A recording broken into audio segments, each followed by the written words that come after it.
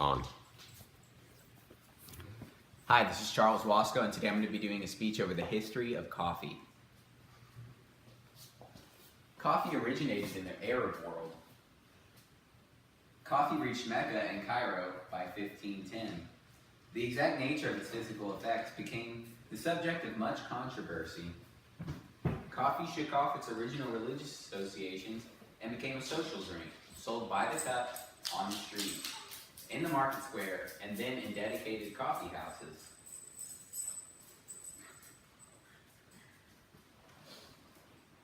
It was embraced as a legal alternative to alcohol by many Muslims. Coffee houses, unlike the illicit taverns that sold alcohol, were places where respectable people could afford to be seen, but coffee's legal status was ambiguous. Some Muslim scholars objected that it was intoxicating and therefore subject to the same religious prohibition as wine and other alcoholic drinks, which the Prophet Muhammad had prohibited. Religious leaders invoked this rule in Mecca in June 1511, the earliest known of several attempts to ban the consumption of coffee. The local governor, a man named Kahir Beg, who was responsible for maintaining public morality, literally put coffee on trial. He convened a council of legal experts and placed the accused a large vessel of coffee before them. After a discussion of its intoxicating effects, the council agreed with Kahir Beg that the sale and consumption of coffee should be prohibited.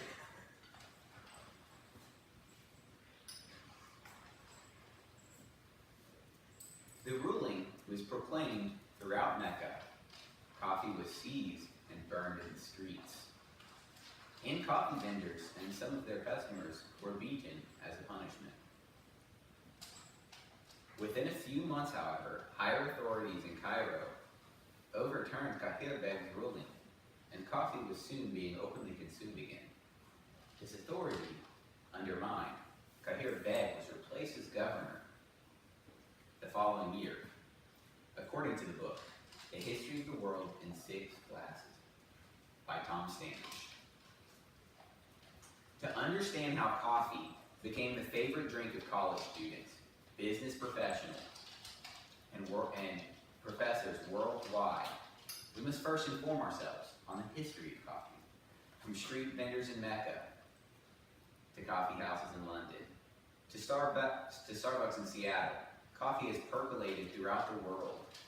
64% of Americans drink at least 1 cup of coffee a day, and the average American coffee drinker is drinking 2.5 cups of coffee a day, according to Gallup's annual consumption habits poll. When coffee first became popular in Europe in the 1600s, it was known as the Great Soberer. The impact of the introduction of coffee in Europe during the 17th century was particularly noticeable, since the most common beverages at the time, even at breakfast, were weak beer or weak wine, diluted to keep people safe from contamination. Those who drank coffee instead of alcohol began the day alert and stimulated, rather than relaxed and inebriated. And the quality and quantity of their work improved. Coffee came to be regarded as the very antithesis of alcohol, sobering rather than intoxicating, heightening perception rather than dulling the senses, and blotting out reality. Coffee liberated European society by turning foggy minds into bright and alert minds ready to think and tackle the issues of the day. Coffee consumption helped spark the Age of Reason in Europe, and the Age of Reason helped spread coffee throughout Europe. According to Merriam-Webster, the first usage of the word coffee house was in 1612. The beverage was known as enlightenment in a cup. Coffee's religious opponents argued that coffee was evil. They contended that since Muslims were unable to drink wine, the holy drink of Christians, the devil had punished them with coffee instead. Shortly before his death in 1605, Pope Clement VIII was asked to state the Catholic Church's official position on coffee.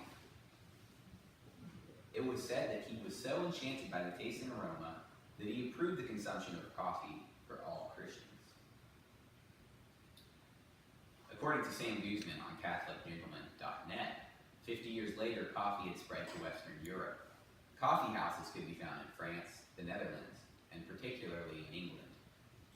Because coffee was taxed by the gallon, it had to be reboiled after being in a cold barrel, so the taste was awful in comparison to the coffee that we drink today.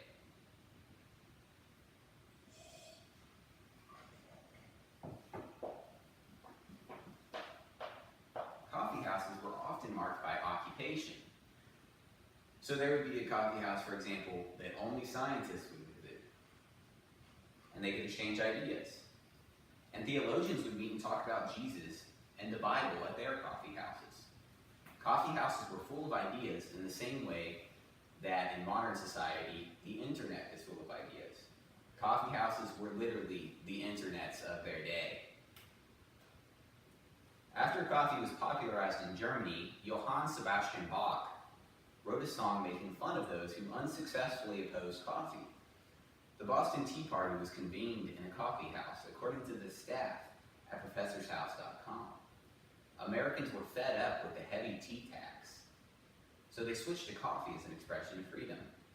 Drinking coffee in colonial America was an act of rebellion and a middle finger to Mother England.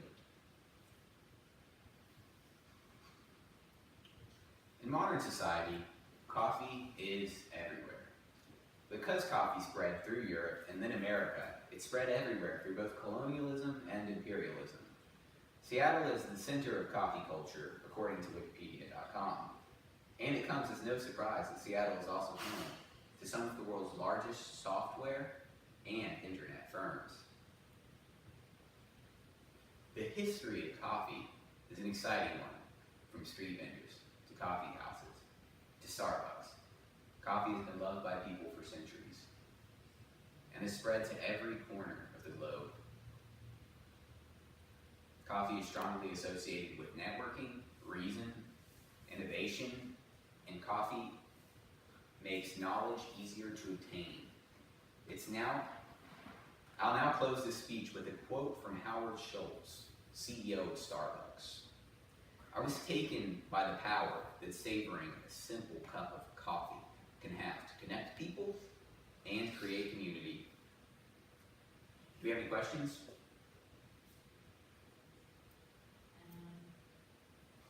So are there any scientific studies that coffee will help me perform better at work than, say, I don't know, drinking just milk in the morning? Is there any science behind it? Absolutely, there is science behind it. I didn't outline the science in the speech because I was trying to focus on the history and I was trying to keep a narrow point of view. But there's a lot of science that caffeine, the chemical that's found in coffee, makes you more alert, it makes you more focused. And I can't tell you the exact scientific studies, but a quick Google search would pull up numerous studies that have been done that show that caffeine can in fact increase performance in work or athletic performance, whatever it may be. Wow, so you really think that, like, as educators, we should be encouraging students to drink coffee and athletes before a game? I personally would say yes. Some people would probably disagree and say that caffeine wouldn't be fit for youth consumption, but I think that if you're 15 or 16 years old, I think it's not a bad time to start drinking coffee. You're in high school, your rank is important, it's going to help you get into a good college. Start drinking coffee. Question? Are there any bad things about drinking coffee? Are there any bad things about drinking coffee? That's a good question.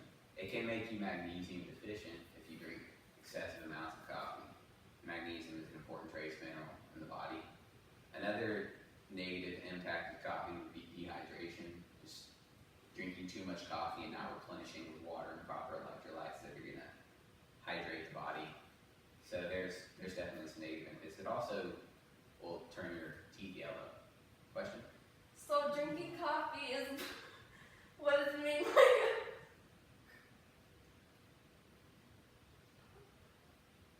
Is there any more questions? How much coffee do you drink a day? I probably do drink coffee on most days, but when I do, probably 1 cup. Just that's all I need.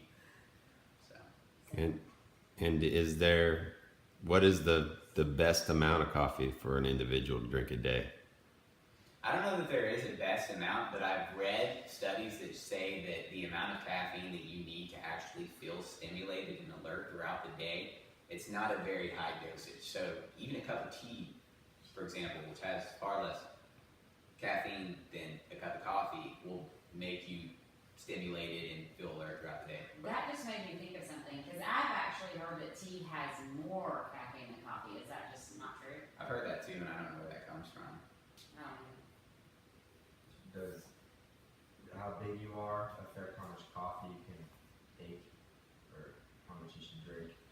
That's actually a good question. I'm not exactly sure. I know that your kidneys are what processes caffeine, and it's going to release adrenal glands. So I don't know if just because most people's organs are going to be around the same size that would make a difference, or if being an individual with more mass will make you less. Question? Do you think coffee should have warning labels because for medications, like if you're on a heart medication, it causes adverse effects like a heart attack? So do you think drinkers should know? If there was a medication that caused a side effect when consumed with coffee, I think that you should put that label on the medication rather than the coffee. Does that make sense? Put it on the medication. I think that's it. Thank you.